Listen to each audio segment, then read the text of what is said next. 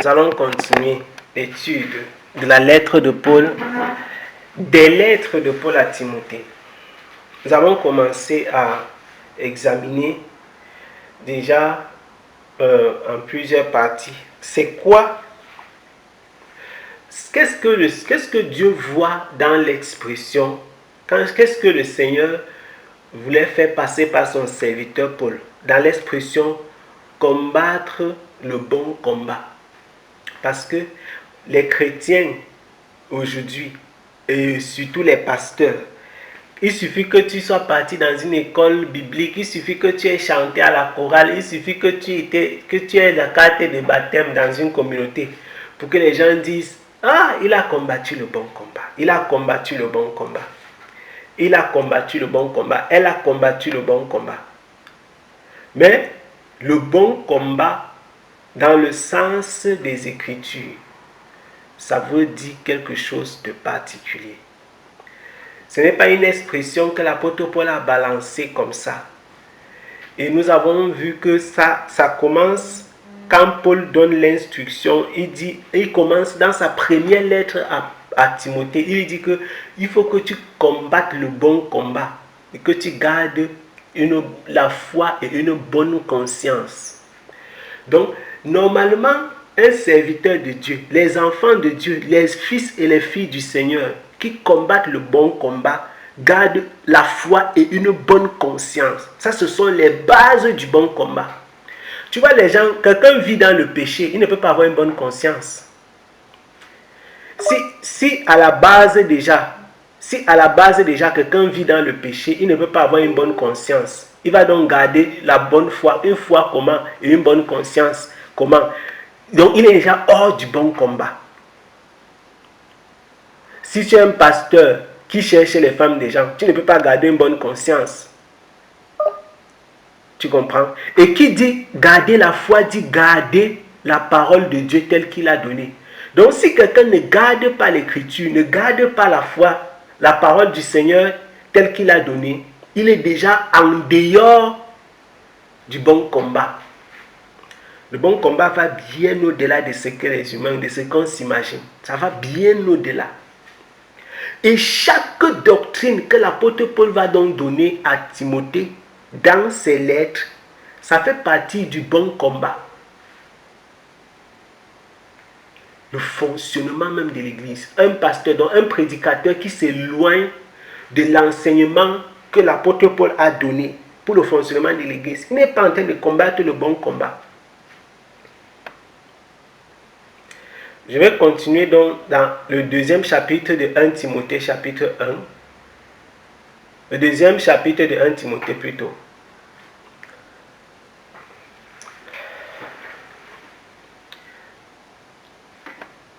Deuxième chapitre, nous allons continuer de 1 Timothée. 1 Timothée, le chapitre 2.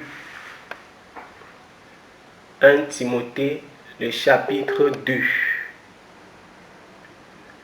1 Timothée, le chapitre 2.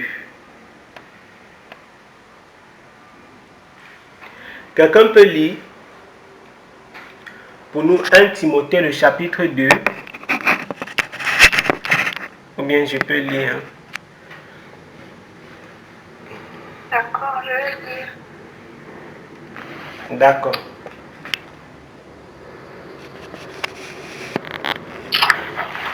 Timothée, chapitre 2. J'exhorte donc, avant toute chose, à faire des prières, des supplications, des requêtes, des actions de grâce pour tous les hommes, pour les rois et pour tous ceux qui sont élevés en dignité, afin que nous menions une vie paisible et tranquille, en toute piété et honnêteté. Cela est bon et agréable devant Dieu notre Sauveur, qui veut que tous les hommes soient sauvés et parviennent à la connaissance de la vérité. Amen. Amen. On s'arrête ici déjà, au verset 4. Je recommande C'est l'apôtre Paul qui déclare. Il dit je veux. Dans la version que Merveille vient de lire, il dit je veux. Dans la version Semeur, il dit je recommande. En tout premier. Donc vous voyez que c'est un processus.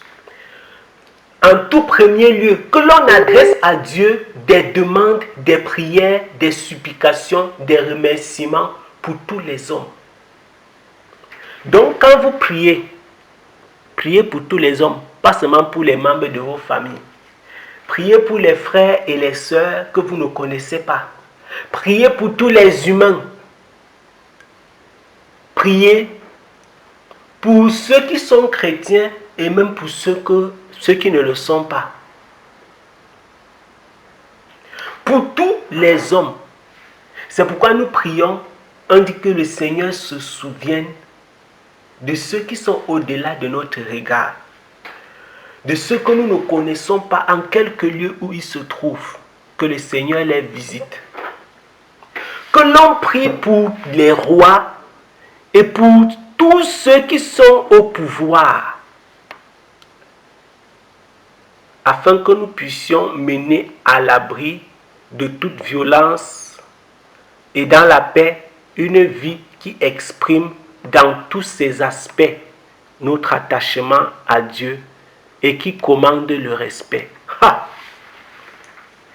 Donc il faut aussi prier pour les rois, pour les présidents de la République, pour les ministres, pour les chefs de gouvernement,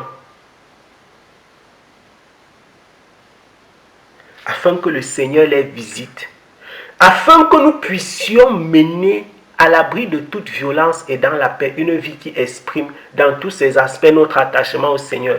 Parce qu'il est possible de mener cette vie-là, mais pas dans tous ses aspects. Regardez quand les pays sont soumis aux principautés, aux puissances des ténèbres. Regardez, il suffit de voir les réseaux sociaux. Si je poste certaines choses, on peut bloquer mon compte. Que un message homophobe, par exemple, c'est eux qui vont décider de me rejeter, d'accepter ou de, voilà, ou de bloquer, ou d'annuler, etc. Ce que je suis capable, ce que je vais dire. Ils sont capables de crypter. Vous vous souvenez, pendant les élections américaines, on cryptait les messages des gens. Quand tu dis certaines choses, on crypte. Lors du Covid, quand Covid est venu, tu dis certaines choses, on crypte ton message, on le fait disparaître. On a suspendu des pages et des pages à cause des événements que je viens de citer. Et ce sont ces hommes qui dirigent le monde dans lequel nous sommes. Donc, dans le monde où nous vivons, prions pour tous les hommes, pas seulement pour ceux qui craignent Dieu. Prions pour n'importe qui. Laissons le choix au Seigneur d'agir avec eux tel que sa volonté le désire. Il ne faut pas qu'un enfant de Dieu déteste les gens. J'ai parlé avec des personnes, tu as dit que tu discutes avec quelqu'un comme ça, là, tu sens la rage, la rage, j'ai même envie de dire la haine dans son cœur. Quand tu lui dis que non, il faut lui dire que, mais ça me fait mal, ça me fait vraiment, je ne peux pas, on ne peut pas, non, je ne peux pas laisser ça. Mais franchement, ce n'est pas parce qu'on est enfant de Dieu qu'on doit, tu sens la douleur, la colère. La haine, c'est-à-dire que s'il pouvait voir la personne, comme on dit souvent que s'il pouvait attraper le totem, si vous connaissez ce qu'on appelle le totem, s'il connaissait, il pouvait savoir comment il peut faire du mal à la personne, il allait lui faire du mal. Les enfants de Dieu ne se vengent pas. Ils ne détestent pas ceux qui les détestent. Jésus déclara encore dans le sermon sur la montagne, aimez vos ennemis. Aimez vos ennemis, bénissez ceux qui vous maudissent, priez pour ceux qui vous persécutent. Maintenant, il dit que si tu fais du bien seulement à ceux qui te font du bien, si tu fais du bien, si tu salues seulement les membres de ta famille, tu n'as rien fait de particulier. Tu n'as rien fait de spécial parce que même les païens font pareillement. prions pour tous les hommes, prions même pour ceux qui nous persécutent, que le Seigneur les visite. Que le Seigneur les visite dans son amour et dans sa miséricorde. Et il dit au verset 3, voilà ce qui est bien devant Dieu notre Sauveur, ce qu'il approuve. Ce qu'il approuve. Car il veut que tous les hommes soient sauvés et parviennent à la connaissance de la vérité. Voici un verset qui crée problème. Je vais faire un saut. Ce verset crée problème. Pourquoi il crée problème? Il crée problème parce que si vous avez vu, en tout cas, peut-être il y a l'enseignement sur la prédestination. Comme le verset ici dit que Dieu veut que tous les hommes soient sauvés. Parce qu'ici on parlait des humains, tous les êtres humains. Que tous les humains soient sauvés et qu'ils parviennent à la connaissance de la vérité. Dieu veut que tous les humains soient sauvés et parviennent à la connaissance de la vérité. Ça donne bien l'impression que le verset en question est opposé à la prédestination. Vous avez cette impression, n'est-ce pas? Mais ici, le terme sauver, et gardez, écoutez très bien ce que Jean dit. Dans 1 Timothée chapitre 2, et je vais vous faire rapidement, on va sauter, et on va aller, je vais vous faire lire, puisque dans la suite on allait voir cela. Dans 1 Timothée chapitre 2, l'expression sauver que l'apôtre Paul a utilisée particulièrement dans le contexte ici. Ce n'était pas pour dire que Dieu veut que tous les humains soient sauvés dans le sens de toute chair humaine soit sauvée. Sinon Dieu s'opposerait à sa propre volonté. Si vous lisez par la suite dans le même chapitre, il dit au verset 15, « Quant aux femmes, elles seront sauvées si elles persévèrent dans la foi, dans l'amour et dans une vie sainte, en gardant en tout le sens de la mesure. » Mais nous savons clairement que le salut, ce n'est pas en donnant naissance.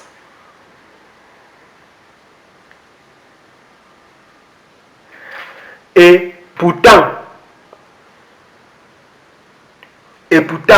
si vous lisez clairement ce que l'apôtre Paul a voulu passer comme message ici, est-ce que vous m'écoutez?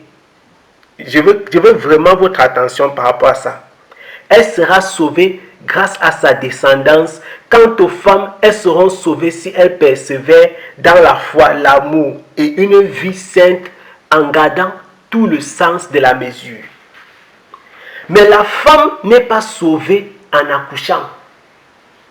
Ce n'est pas en donnant naissance, comme la version du second dit.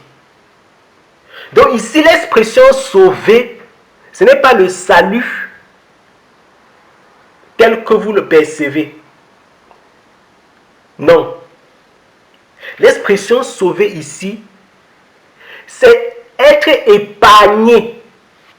C'est comme quand quelqu'un, un danger doit te toucher et on t'épargne de cela.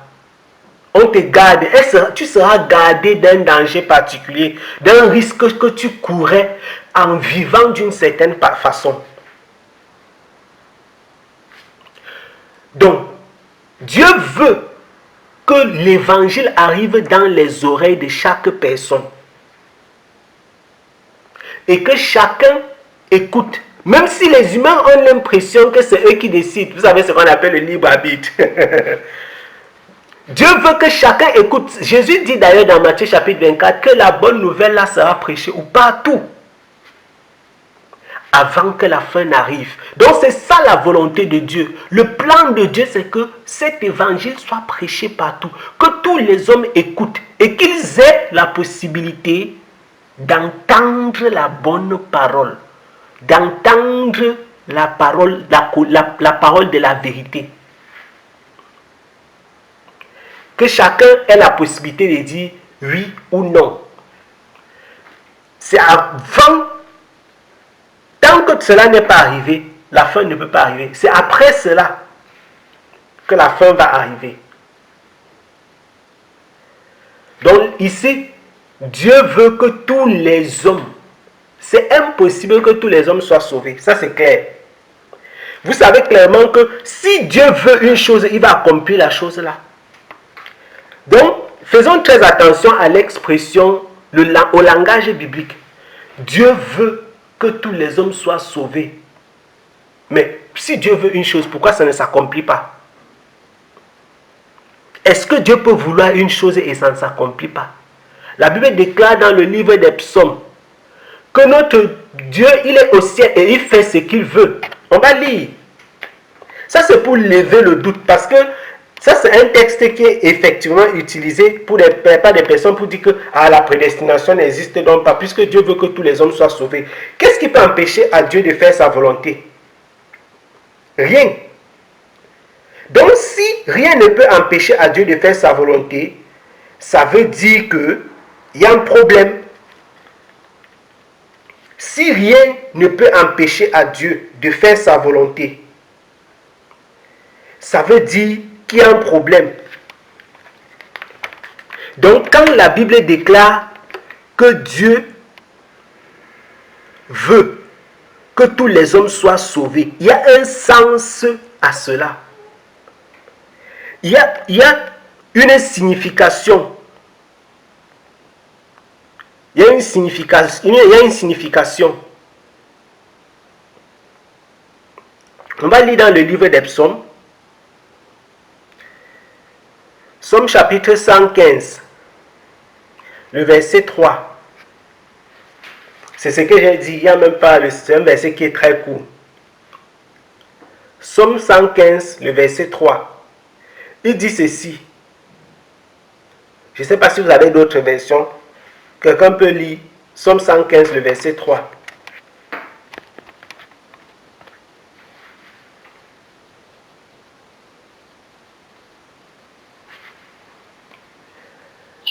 Et je lis. Oui.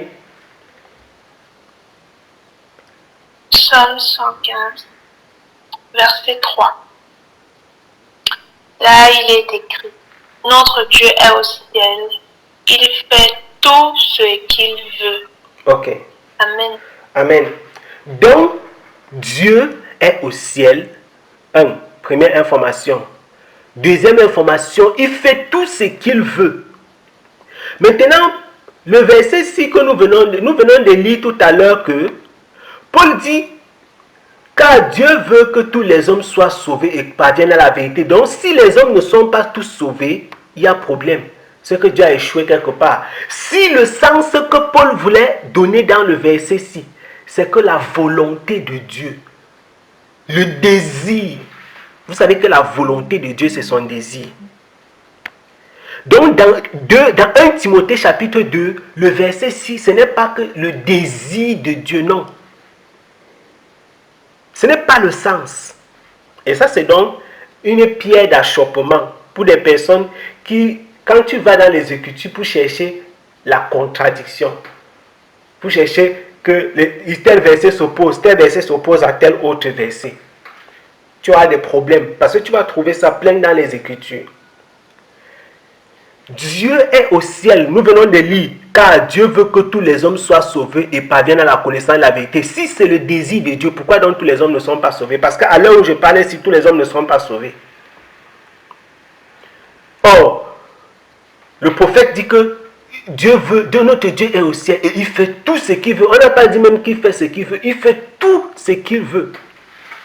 Donc il y a un problème. Dans ce verset, je ferme la parenthèse, ne veut pas dire que le désir de Dieu, c'est que tous les hommes entrent au ciel, qu'ils entrent au paradis. Non. Mais le désir de Dieu, c'est que les hommes écoutent la bonne nouvelle. Et ils écoutent. La fin n'arrivera qu'après. Quand on dit tous les hommes, l'évangile va parcourir la terre. Et puis la fin va arriver.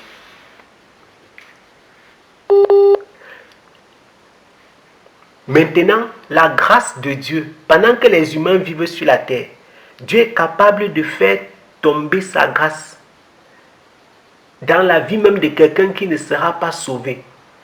Je répète, Dieu est capable de visiter de sa grâce un humain qui ne sera pas sauvé. Dieu est capable même d'épargner du danger une personne qui ne sera pas sauvée. On prie pour les présidents là, ils ne seront pas tous sauvés. D'ailleurs, la plupart ont des alliances avec Satan. Mais nous prions pour eux. Et beaucoup d'entre eux, le Seigneur les épargne, le Seigneur les garde. Le Seigneur les protège à cause des prières des saints.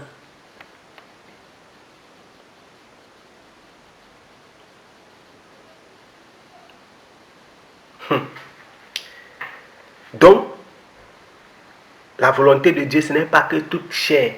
Le désir de Dieu, ce n'est pas ça son désir. Parce que Dieu ne s'oppose pas à lui-même. Nous continuons.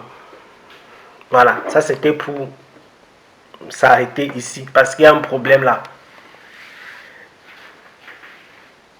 Et je disais encore, sauver ici, ça a le même sens que le sens qu'on a au fond. Qui n'est pas le sens de salut qu'il y a en Jésus-Christ.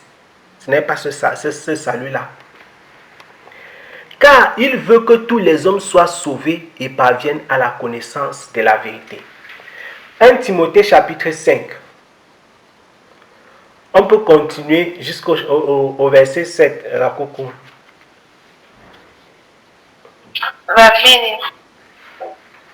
Donc, je lis à partir du verset 5 jusqu'au verset 5 à 7, oui.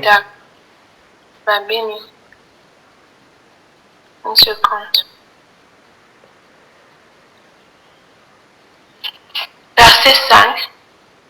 Car il y a un seul Dieu et aussi un seul médiateur entre Dieu et les hommes, Jésus-Christ homme, qui s'est donné lui-même en rançon pour tous.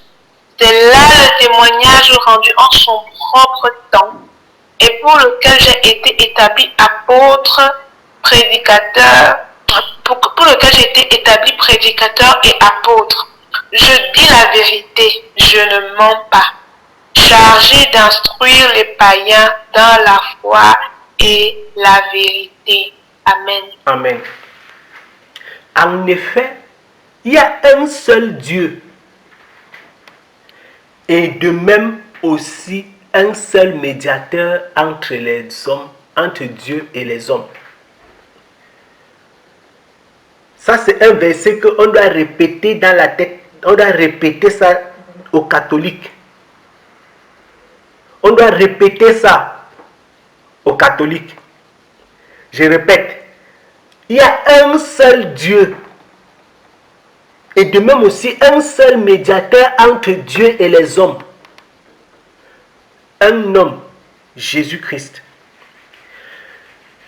Normalement, on ne lit pas la Bible. Ce n'est pas la ponctuation qui fait la pensée de Dieu. Donc, je n'ai pas envie de vous dire que regardez la ponctuation.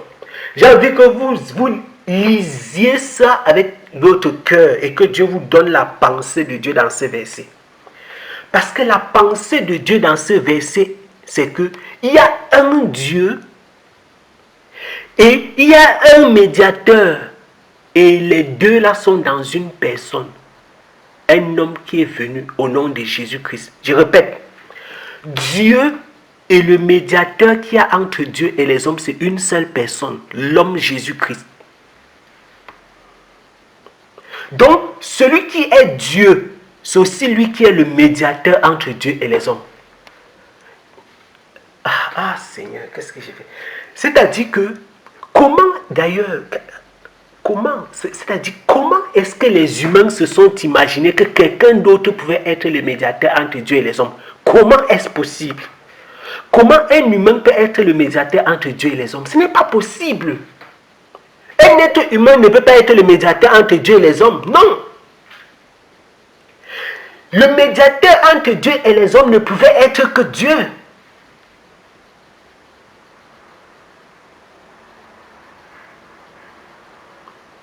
Le médiateur entre Dieu et les hommes, ça ne peut être que Dieu. Donc Paul dit qu'il y a un Dieu. Souvenez-vous, ça c'est la doctrine. Il est en train de donner la doctrine. Il y a un Dieu et un médiateur entre les êtres humains et Dieu. C'est Jésus-Christ qui est venu comme un homme. Donc, ce qui dit Saint Raphaël, oh, on prie pour les malades, on prie pour les pauvres, oh, Sainte Cécile, Sainte Thérèse, Saint Jacques, Saint Jean Bosco, oh, Saint Simon, l'apôtre de quoi, oh, Saint Jean Vincent, Saint Vincent de Paul. Ça, ce sont des foutaises. Quand tu dis comme ça, les gens se plaignent. Ils disent que non, non, vous êtes en train de dire qu'il faut respecter la religion des gens. On ne parle pas de la religion, on parle de la vérité. Il y a un Dieu, c'est la Bible qui le déclare. Même la Bible des catholiques ne contredit pas ça. Donc, dans la Bible que même les catholiques lisent, on ne dit pas qu'il y a plusieurs dieux. S'il y a donc un intermédiaire entre Dieu et les hommes, c'est Jésus-Christ. Pourquoi donc est-ce qu'on va chercher à ce que Marie prie pour nous? Pourquoi chercher à ce que les anges... Pourquoi chercher à ce que les saints qu'eux-mêmes ils ont choisis, il t'a dit qu'ils se sont donné des saints. Ils ont décidé que ces saints-là sont intermédiaires entre Dieu et eux. Mon frère, Dieu dit qu'il n'y a pas d'intermédiaire en dehors de lui-même. Pourquoi vous voulez ajouter les gens au milieu?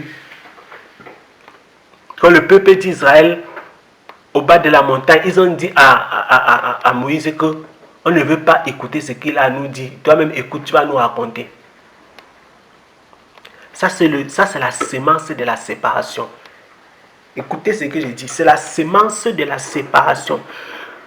Quand tu refuses, même quand le chemin, même quand l'accès est libre pour écouter Dieu, toi tu cherches les intermédiaires, c'est la sémence de la séparation. Tu ne veux pas te rapprocher de Dieu. Ton objectif, c'est t'éloigner de lui. Il y a un Dieu et un seul intermédiaire entre Dieu et les hommes. C'est Jésus-Christ, l'homme Jésus-Christ. Il a offert sa vie en rançon pour tous. Tel est le témoignage qui a été rendu au moment voulu. Donc, on dit que tel est le témoignage qui a été rendu au moment voulu. Donc, il y a un moment que Dieu avait choisi pour que ce témoignage soit rendu.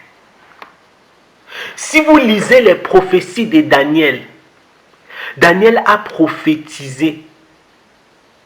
Il avait donné le temps qui était marqué. Les 70 semaines. Les prophéties de Daniel ont été claires. Si vous allez lire dans Daniel chapitre 9, il avait expliqué comment est-ce qu'un Messie devait venir et comment le Messie là allait être livré, etc. Le temps qu'il y avait pour que le premier royaume vienne, ainsi de suite. Jésus-Christ est venu étant ce Messie. Et il a été livré comme les Écritures l'ont annoncé. Que ce soit Daniel ou Ésaïe.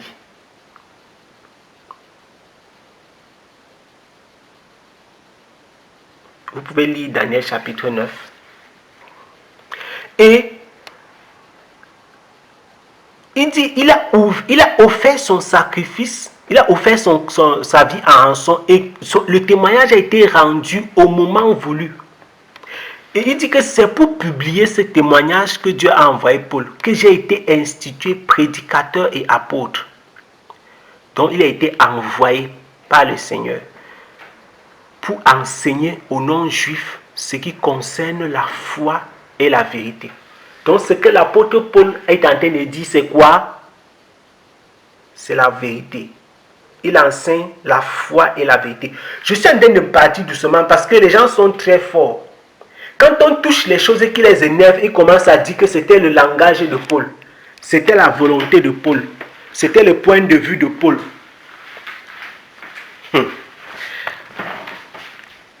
On continue. Voici ce que dit notre bien-aimé Paul. On continue. On va lire le verset 8. On va lire le verset 8 jusqu'au verset 12. Ou bien même jusqu'au verset 15. 8 à 15.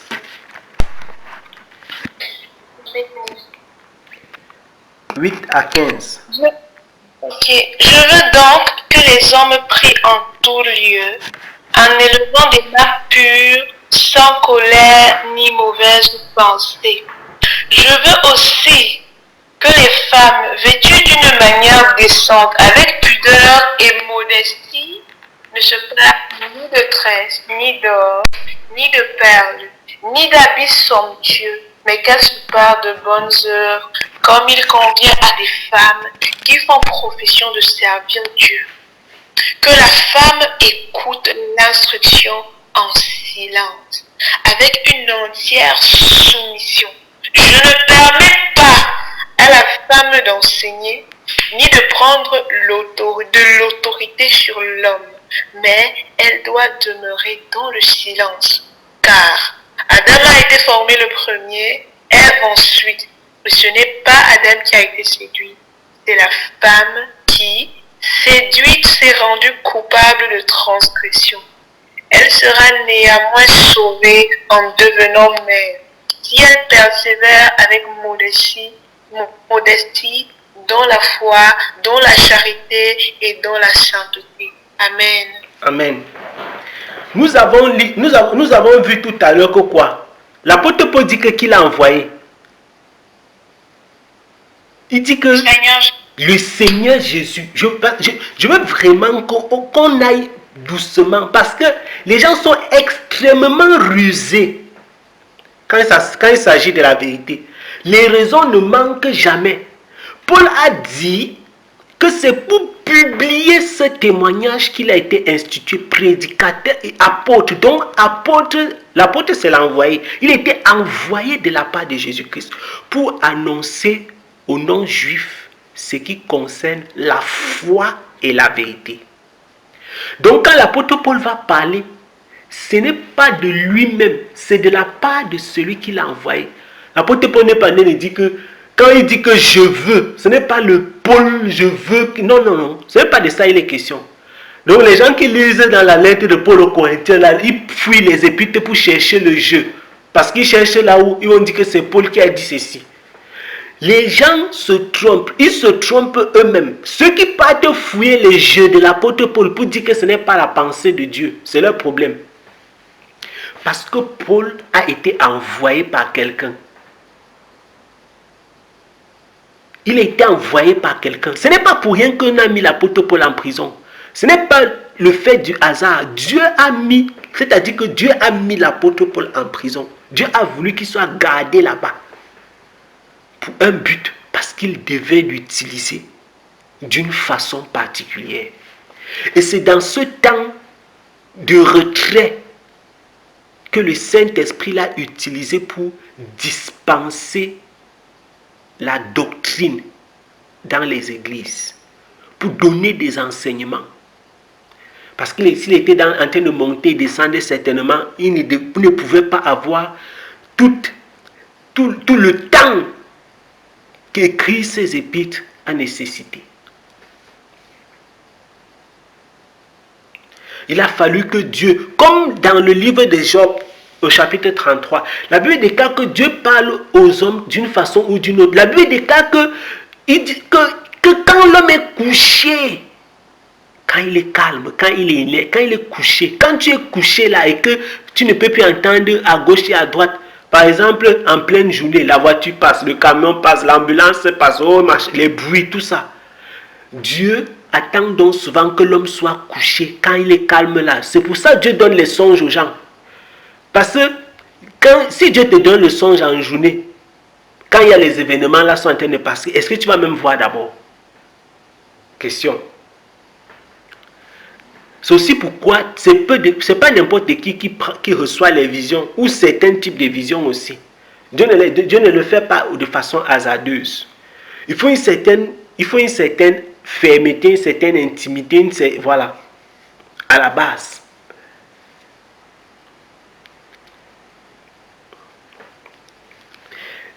Dieu le fait parce que l'homme est calme, parce qu'il est au repos. Dieu a amené Paul au repos. Aujourd'hui encore, Dieu amène les gens, Dieu laisse les gens être transportés dans des prisons pour les utiliser. Ça ne sait pas seulement, Paul n'est pas le seul. On a vu la même chose se passer avec Jean quand il était sur l'île de Patmos. Donc, Paul n'a pas dit, oh, je suis Paul, écoutez, c'est moi qui vous parle. Non, non, non.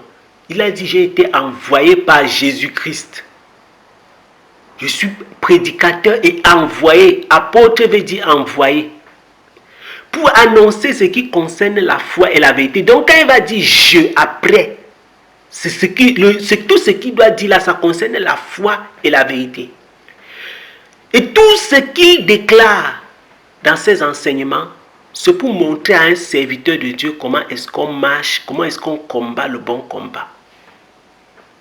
Comment est-ce qu'on garde la foi et une bonne conscience. Comment il faut servir Dieu pour demeurer dans le bon combat, dans la foi et la bonne conscience.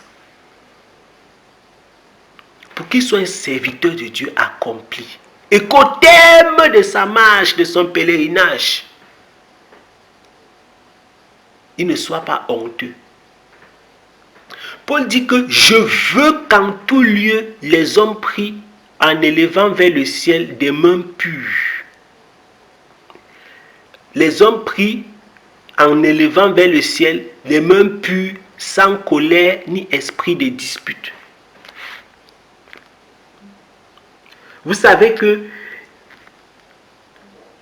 il y a parfois, tu vois quelqu'un, les gens sont tellement en colère, mais ils partent prier. Les gens ne s'entendent pas, mais ils partent prier. Ils n'ont pas la paix, ni avec eux-mêmes, ni avec leur entourage, ni avec Dieu. Parce que dans la vie, on est dans 3 dimensions.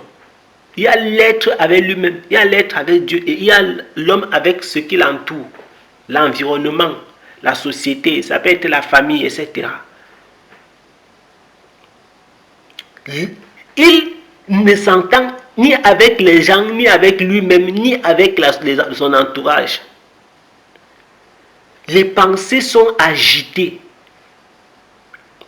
Je veux que les hommes prient en élevant vers le ciel des mains pures, sans colère ni esprit de dispute. On peut s'asseoir dans le verset 6 et voir 1000 choses et passer du temps seulement dans les mains pures, la colère, l'esprit de dispute. Parce que on parlait des mains pures. Si tu es un homme qui passe le temps à faire du n'importe quoi de tes mains, tu ne vas pas lever ça à Dieu. Si tu es un homme qui vit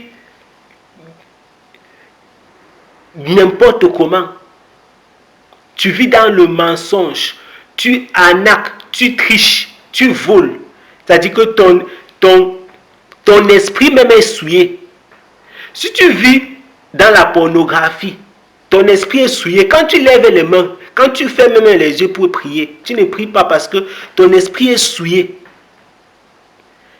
Il s'agit de la sainteté ici, c'est-à-dire que l'homme qui s'approche du Seigneur, et Dieu dit quoi à travers le prophète Esaïe? Qu'est-ce que le Seigneur dit? Il dit que pourquoi est-ce que les gens, il dit que ne levez plus vos mains. Pourquoi vous vous approchez de moi? Pourquoi vous souillez mon pavé? Mais la parole d'Esaïe, le Seigneur déclare quoi par la bouche du prophète? Il dit que ce n'est pas que les mains Ce n'est pas que le bras du Seigneur est court, ce n'est pas que son oreille est sourde, non. C'est le péché, c'est le péché. C'est le péché. Et l'apôtre Paul dit que l'homme qui s'approche de Dieu, il doit lever les mains pures, pas les mains tachetées de sang. Pas les mains tachetées de sang. Il y a des hommes qui ne peuvent pas voir une fille passer sans la toucher. Il y a des gens qui ne peuvent pas voir une fille passer sans siffler. Tu te demandes que, mais toi, tu as quoi dans... Il y a quoi dans quoi? Tu as quoi dans... C'est vraiment les mauvais esprits. Tu as quel problème? Et tu vois ces personnes, certains d'entre eux sont chrétiens. Parce que chrétien, c'est devenu un nom commun qui désigne tous ceux qui partent dans une église. Pourtant, c'était un adjectif pour qualifier ceux qui marchaient d'une certaine façon. Vous comprenez la différence entre un nom commun et un adjectif. Quand on dit que les Camerounais, les Ivoiriens, les Congolais, les Ghanéens, dans un pays, il y a ceux qui portent le nom du pays là, parce qu'ils sont nés là-bas, parce qu'ils ont l'acte de naissance ou bien le passeport du pays là. Mais il y a maintenant ceux qui sont patriotes, parce qu'ils aiment ce pays. Je prends une image, quelque chose du monde pour vous faire comprendre. Quand tu vis dans un gouvernement, quand tu vis dans un pays, et tu voles l'argent dans le pays là pour aller investir ailleurs, ça veut dire que tu n'aimes pas le pays là. Donc parmi ceux qui disaient qu'ils sont chrétiens là, il y a ceux qui sont chrétiens. C'est-à-dire ils sont du royaume de Dieu. Ils sont les enfants de Dieu. Leur vie témoigne de l'amour de Dieu. Il y a maintenant ceux qui sont aussi comme ça là, ils sont de nom. Tout comme tu peux être français de nom, tu n'aimes pas la France. Tu voles en France pour investir ailleurs. Les gens qui sont dans les gouvernements des pays africains, qui volent l'argent dans les pays africains pour aller ailleurs, là, ils ont seulement la nationalité de leur pays, mais ils ne sont pas patriotes, ils n'aiment pas leur pays. Donc normalement, on pourrait même leur enlever même l'appartenance à cette nation. C'est ça le christianisme. Si tu es enfant de Dieu, on doit voir, tes actes doivent démontrer ce que tu es. Sinon, tout ce que tu dis là, tu te trompes toi-même, c'est seulement physique. Je veux que les hommes, ils prient, ils lèvent les mains pures, les mains pures. Les mains que tu lèves le coude, comme les hommes aiment dire. Tu peux au bas, tu saoules. Les mains que tu te saoules avec, tu touches les gens n'importe comment, tu touches n'importe quoi avec. Maintenant, tu veux partir prier avec ça. Pour lever ça à Dieu. Parce que les Juifs priaient avec les mains levées. Les Juifs priaient avec les mains levées. Et vous pouvez partir voir ça dans les livres des rois. 1 roi chapitre 8, par exemple. Sans colère ni esprit de dispute. Sans colère ni esprit de dispute. Je veux que les femmes agissent de même. Donc, ce qu'il a dit là, ce n'était pas seulement pour les hommes.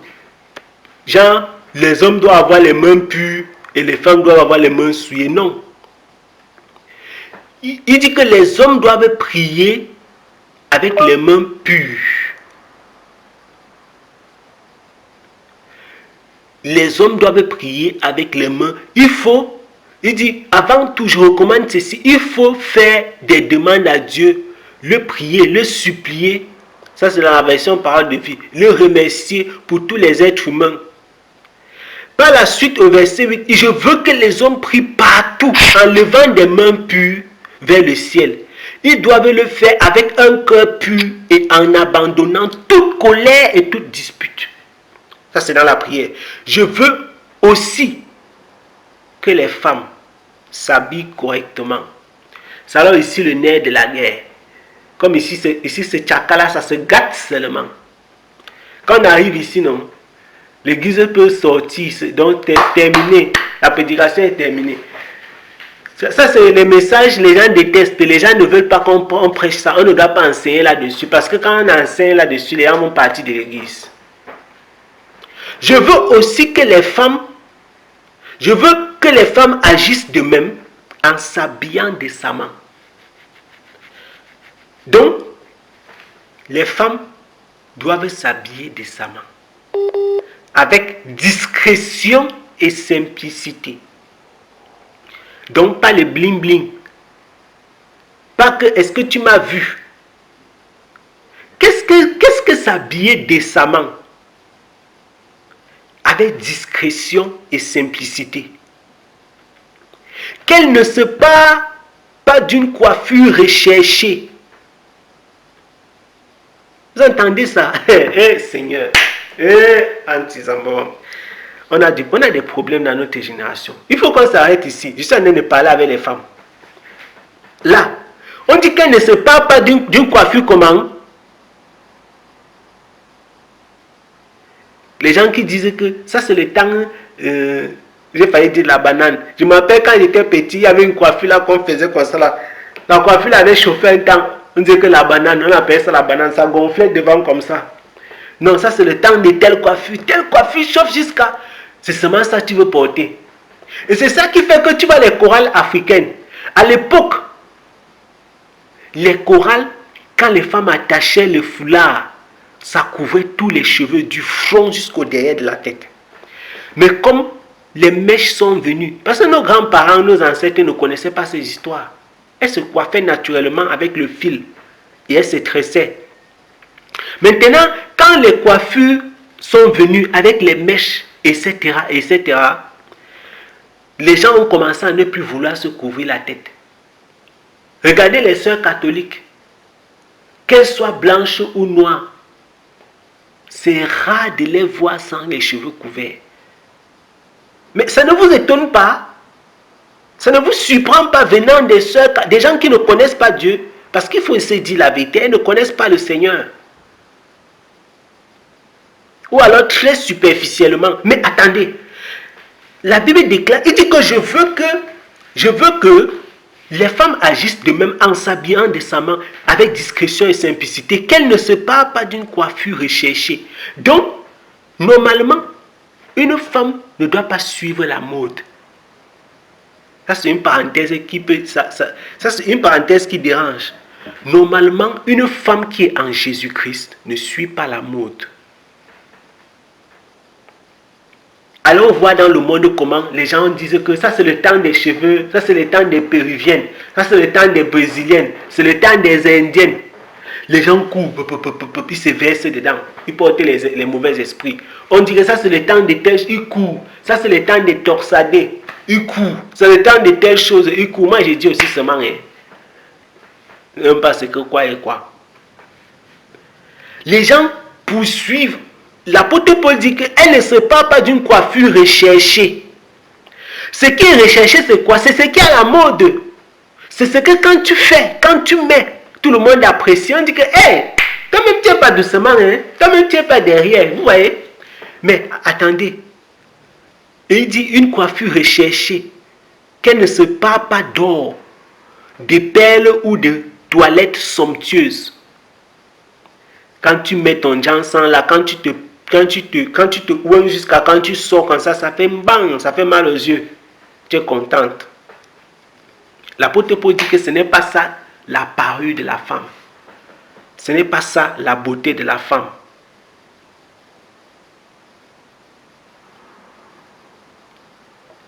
Ce n'est pas ça la beauté de la femme.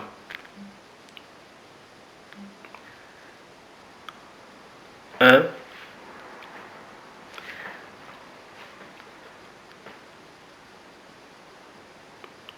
Donc, lorsque une femme se oigne, le jansan c'est quand une femme se oigne pour être brune.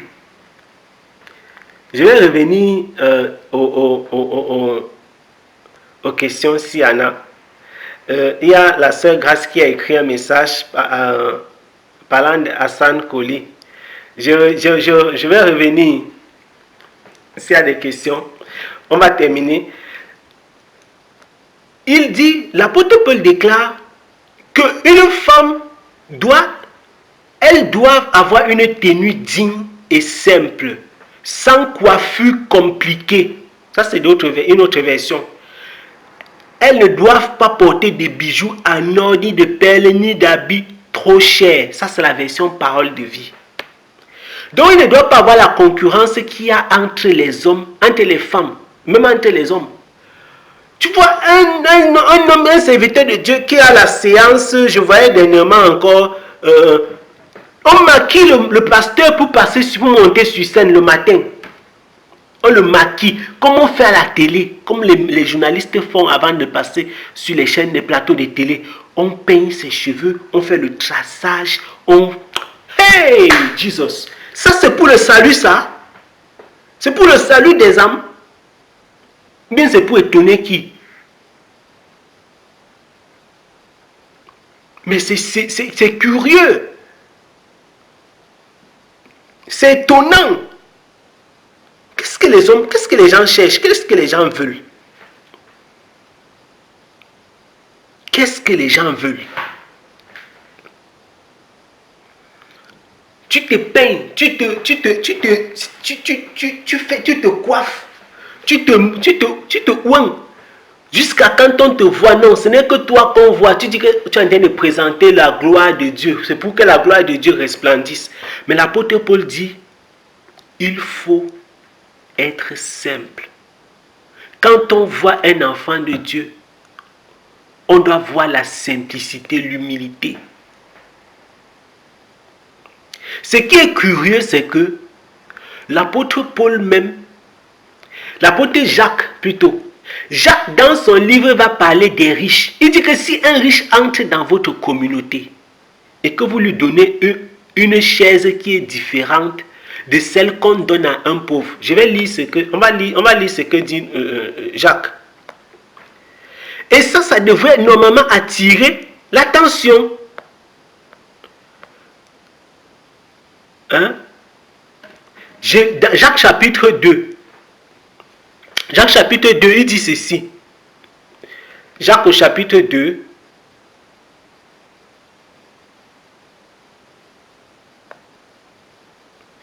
De 1 à 7. Quelqu'un peut lire.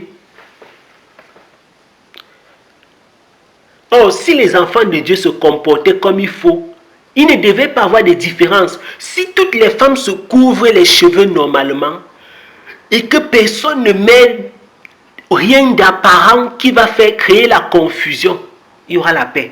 Il n'y aura pas de comparaison. Mais comme on veut voir, non, la femme du pasteur a mis les fards. Non, la femme du pasteur a porté Chanel. Non, le frère tel, il a porté Dior. Non, Dolce et Gabbana, c'est ça que je vais mettre. L'autre là a même disparu. Ça a disparu, c'est moi qui ne vois pas, je ne suis pas à jour.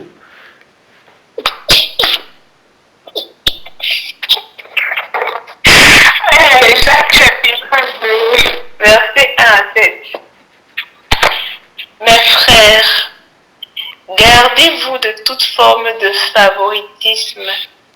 C'est incompatible avec la foi en notre glorieux Seigneur Jésus-Christ. Supposez en effet qu'un homme vêtu d'habits somptueux, portant une bague en or, entre dans votre assemblée et qu'entre aussi un pauvre en haillons.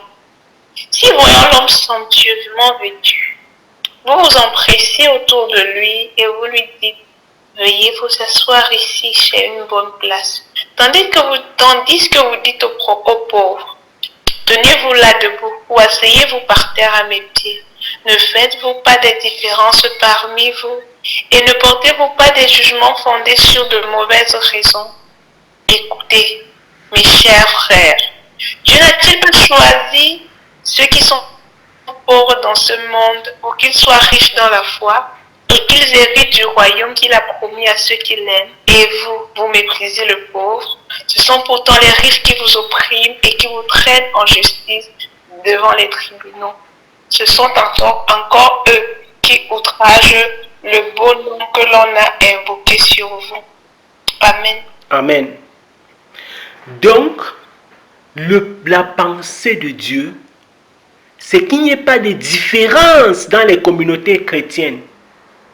C'est que dans une église qu'il n'y ait pas le riche et le pauvre. C'est que le pasteur ne porte pas les habits différents du fidèle, comme on appelle le pasteur le fidèle. C'est qu'il n'y ait pas des personnes qui sont assises devant à l'estrade et d'autres assises en bas. L'église, ce n'est pas un théâtre. L'église telle que Jésus-Christ a voulu, ce n'est pas un théâtre où il y a une scène et des spectateurs.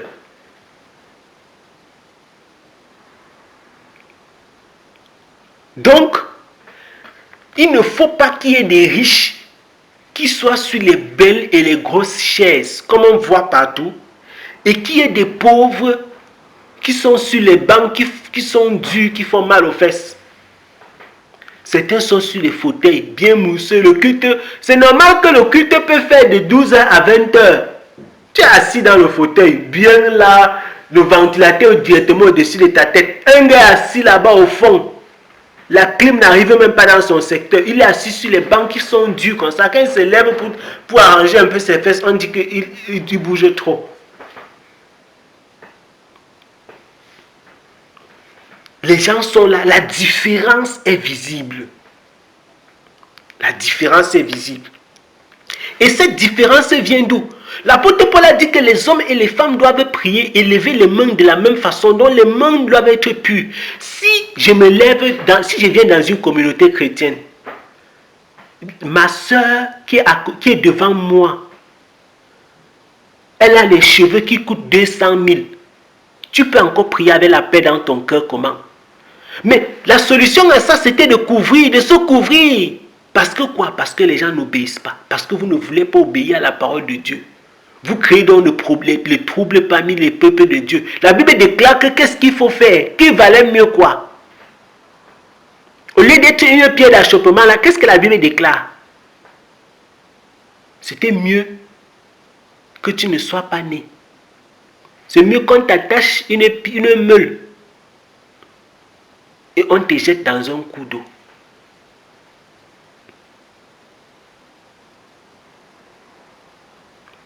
Il ne faut pas être des pierres d'achoppement aux enfants de Dieu. Mais vous voyez, ça ce sont des choses sérieuses.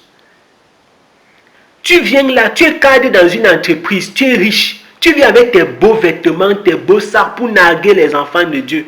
Les pauvres, les gens qui ont dormi affamés. La même chose, le même enseignement, l'apôtre Paul passe concernant la Sainte Seine. Voulez-vous mépriser ceux qui n'ont pas de quoi manger? Donc, l'église, une église désordonnée où il y a la comparaison, la concurrence, ce n'est pas dans le plan de Dieu, ça, ce n'est pas le dessein, le désir du Seigneur pour l'église. Mais comment est-ce qu'on va vivre avec cet état d'esprit-ci? Quand les gens veulent avoir les plus beaux parfums, les plus beaux vêtements, les gens viennent à l'église pour s'exposer.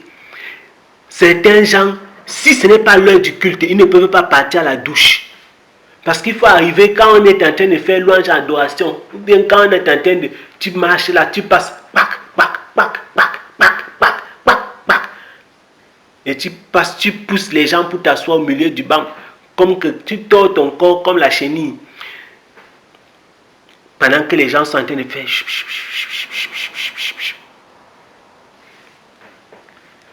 Les gens ont le cœur. Ça, c'est pas la simplicité, ça. Normalement, quand tu lis ça, tu dois comprendre. Mais les gens n'arrivent pas à comprendre même les choses qui sont simples. Quand l'apôtre Paul dit, vous êtes devenus sourds d'entendement. Elles doivent avoir une tenue digne et simple. Ce français-ci, et c'est compliqué en quoi? Digne et simple. La dignité est perdue, c'est ça foutu le camp dans l'église. Au milieu des chrétiens et des chrétiennes. La fente qui va jusqu'à la cuisse, à la fesse même parfois. Les complications dans les vêtements.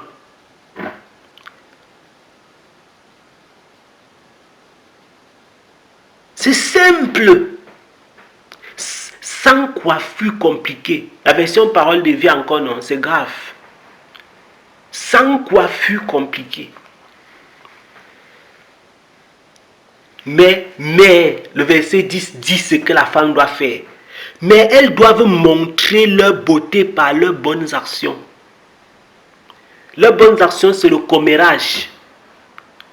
Dès qu'elle s'assoit comme ça, après avoir distrait tout le monde qui était déjà assis, dès qu'elle s'assoit, elle commence à tapoter sa copine. Si elle n'est pas sur WhatsApp, on dit qu'elles doivent faire quoi? Elles doivent montrer leur beauté par leurs bonnes actions. Donc la beauté de la femme est où? Dans ses actions. La beauté de la femme, ce n'est pas sur le décapage. Ce n'est pas parce que tu brilles. La brillance là, ça peut partir. Ça peut se perdre. Elles doivent montrer leur beauté par leurs bonnes actions. Cela convient à des femmes qui affirment leur amour pour Dieu. Vous voyez? Pendant il dit, cela convient à des femmes qui affirment leur amour pour Dieu. Pendant l'enseignement, les femmes doivent rester tranquilles en écoutant avec respect.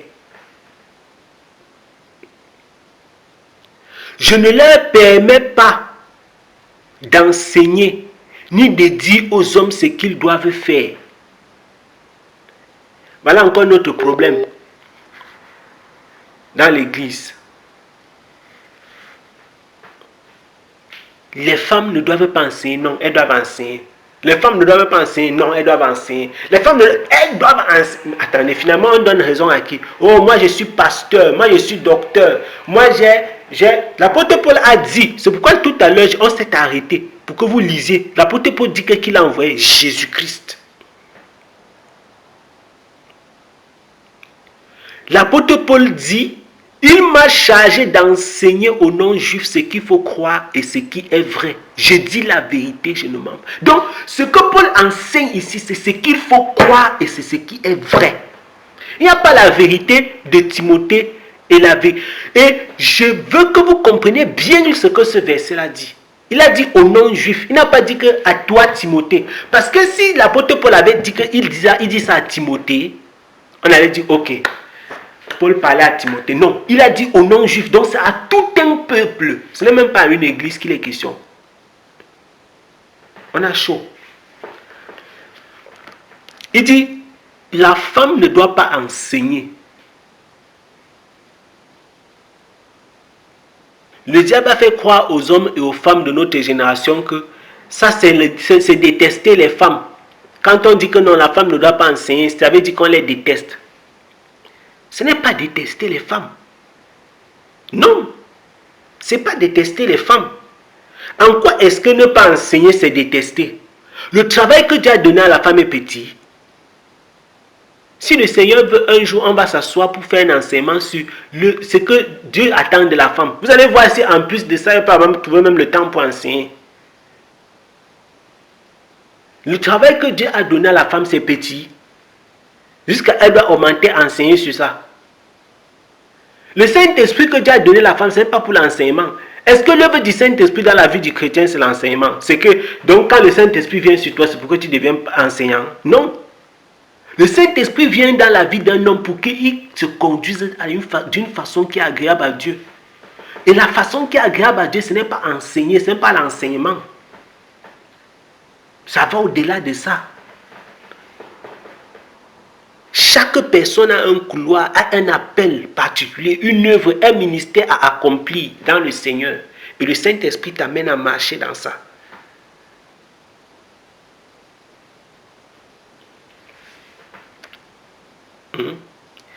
Je ne leur permets pas d'enseigner, ni de dire aux hommes ce qu'ils doivent faire. Elles doivent donc garder le silence. Quand l'apôtre Paul parlait comme ça, le je suis est utilisé pour dire que non, c'est l'apôtre Paul qui parlait. Et on cite, c'est l'apôtre Paul qui a dit ici, dans 1 Timothée chapitre 2, qu'il ne permet pas à la femme d'enseigner. Les gens vont citer Galates chapitre 3. Je cite certains versets, je ne veux pas revenir sur tous les textes qu'ils utilisent. Je cite certains versets pour attirer votre attention, qu'on ne vous trompe pas. Galates chapitre 3, il dit ceci, à partir du verset 26 jusqu'au verset 29. Je lis. Galates 3, 26 à 29. Oui, en croyant au Christ Jésus, vous êtes tous fils de Dieu. Amen. Tous, vous avez été baptisés dans le Christ et vous êtes devenus semblables à lui. Il n'y a donc plus de différence entre les juifs et les non-juifs, entre les esclaves et les personnes libres, entre les hommes et les femmes.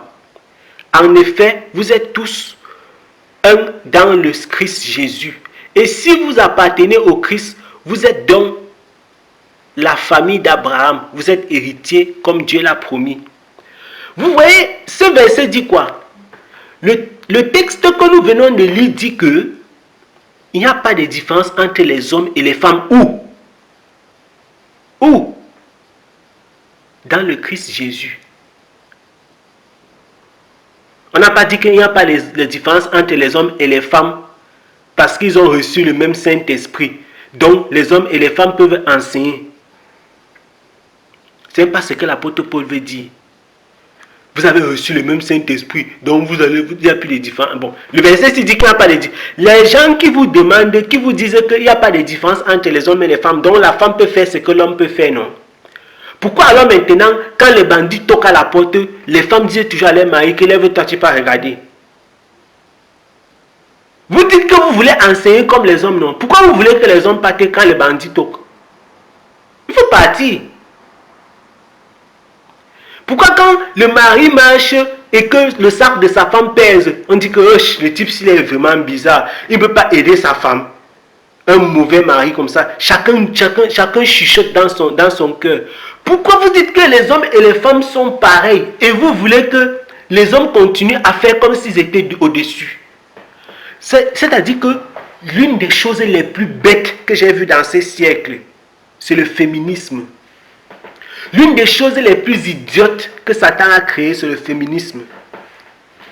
Les féministes, si un homme marche avec sa femme et il porte le même poids que sa femme, on va l'insulter d'être un mauvais homme. Mais si l'homme dit que bon, je vais porter parce que je suis l'homme, on va dire que attention, celui-ci est en train de dériver. Mais vous voulez quoi? Le beurre, l'argent de beurre, le sourire du, je sais pas, du fermier. L'homme est l'homme, la femme est la femme, chacun dans sa stature. Le verset ne dit pas que l'homme et la femme sont pareils. L'homme a le sexe de l'homme, la femme a le sexe de la femme. Pourquoi donc l'homme n'a pas les douleurs de l'enfantement? Puisque nous sommes un en Jésus-Christ. Le jour où tu es devenu enfant de Dieu là, pourquoi depuis que je suis devenu enfant de Dieu, pourquoi depuis que Jésus-Christ m'a sauvé, je ne vais pas commencer à avoir les règles chaque fin du mois, chaque mois? Pourquoi? Parce que je suis un homme. Il y a la différence sur le plan physiologique et sur le plan physique. Ces différences restent. Et sur le plan spirituel, il y a le chemin de chacun. Il y a l'œuvre à laquelle chacun est appelé. C'est comme un apôtre, c'est un apôtre. Un pasteur, un docteur, ainsi de suite. Chacun a sa position. Et chacun fait une chose particulière. Donc, une femme ne peut pas dire, oh, parce que l'homme a fait, je veux aussi faire, et blablabla. Non, il y a problème. Et vous voyez comment les gens prennent les versets. Là-bas, on parle de la foi. L'homme et la femme sont un en Jésus-Christ. Ça veut dire qu'ils ont la même foi. Ils ont été baptisés dans le même baptême. Et ils ont le même esprit. Mais est-ce que cet esprit-là les conduit à faire la même chose? Par exemple, le même Dieu qui a créé Adam et Ève, pourquoi il n'a pas mis le même sexe sur eux? Ça veut dire que depuis le départ, en les créant, Dieu a séparé, chacun dans son couloir. Est-ce que Dieu avait commis l'erreur en faisant Adam et Ève? Non. Donc c'est en venant avec le Saint-Esprit qui va corriger. Ce n'était pas une erreur. La femme a sa nature et sa forme et sa physiologie. Tout ça, ce n'est pas une erreur. Ce n'est pas la suite du péché que la femme est devenue ce qu'elle est devenue. Mais aujourd'hui, on va vous faire croire que la femme ne doit pas enseigner parce que les hommes sont méchants. Non. fais comme tu veux. Mais pour que tu fasses les mêmes choses qu'un homme, tu dois injecter la testostérone. Pourquoi donc les femmes s'injectent les hormones masculines pour être transformées? Vous avez dit qu'on est pareil, non? Ne vous injectez pas les hormones. Soyez seulement comme les hommes, c'est tout. Un homme n'est pas une femme. Une femme n'est pas un homme. On va dire que ils sont méchants. On est contre les trans. Je suis un transphobe. Voilà. Il dit, je ne permets pas à une femme d'enseigner en prenant autorité sur l'homme, qu'elle garde plutôt une attitude paisible. En effet, Adam fut créé le premier, Ève ensuite. Terminé. Voilà la raison. Adam fut créé le premier, Ève ensuite. Première raison. On continue. Ce n'est pas Adam qui a été détourné de la vérité. Vous comprenez? C'est la femme. Et elle a désobéi au commandement de Dieu. Je veux que vous compreniez, ce n'est pas Adam, c'est la femme. Il n'a pas dit que c'est Ève. Ce n'est pas Adam, c'est la femme. Donc, c'est la femme dans la nature de la femme, dans le féminin, si vous voulez comprendre, dans le genre. Ce n'est pas Ève. Donc Ève, en le faisant, elle avait avec elle toute la femme, tout le genre féminin. Ce n'est pas Adam qui a été détourné de la vérité, c'est la femme qui a désobéi au commandement de Dieu. Mais elle sera sauvée grâce à sa descendance. Quant aux femmes, elles seront sauvées si elles persévèrent. Pourquoi? Parce que quand on dit elle sera sauvée en donnant naissance, mais Christ, c'est la descendance de la femme. Et Christ est celui qui a tué les serpents. Et la Bible déclare qu'il a mordu au talon. Ça, c'était la prophétie dans le livre de Genèse au chapitre 3. Donc, elle est sauvée. La femme, cette femme-là a porté le Fils du salut. Cette femme a porté le Fils du salut.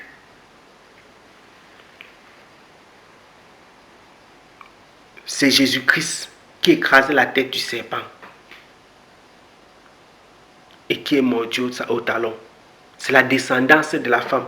Maintenant, il dit que quant aux femmes, parce que là on ne parle plus de la femme Ève, on parle de la femme dans la nature, dans le genre féminin. Quant aux femmes, elles seront sauvées si elles persévèrent dans la foi, dans l'amour et dans une vie sainte, en gardant en tout le sens de la mesure. Vous avez entendu ce que Dieu attend d'une femme? Qu'est-ce qui est difficile? Rien. Mais pour faire, c'est compliqué. Quant aux femmes, elles doivent être sauvées si elles gardent fidèlement la foi, l'amour et une vie simple qui plaît à Dieu. La foi, l'amour et une vie simple. Mais les gens se compliquent, les gens montent et ils descendent, ils compliquent la vie ainsi. Après, on va dire que non, le monde s'est descendu, s'est monté. Et les gens disent, je suis chrétienne, je suis enfant de Dieu, je suis chrétienne. Le cœur est plein du monde, plein du péché. Que le Seigneur nous aide. Vraiment que Dieu nous aide dans cette génération.